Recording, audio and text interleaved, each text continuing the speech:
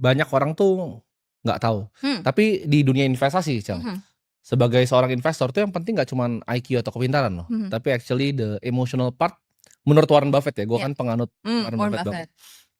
Buffett itu yakin banget kalau misalnya lebih penting Emotion. emotional. Iya.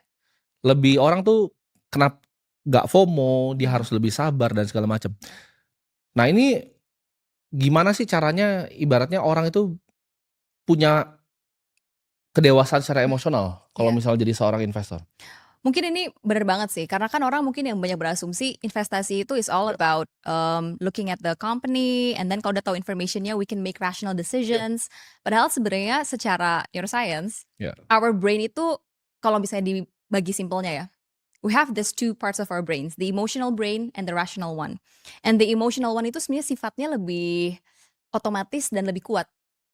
Jadi kalau mau sharing dikit the neuroscience behind it, we have this part of our brain namanya amygdala. It's very small, shaped like an almond. Tapi kalau misalnya dia aktif, dia itu bisa bikin our part of the brain yang buat bikin decision making dan juga rational thinking itu jadi nggak aktif. Itu yang bikin rational thinking itu kan our prefrontal cortex, right? Yap. Di bagian depan. Nah, kalau amigdalanya aktif, yang diaktifkan mostly by fear or by greed.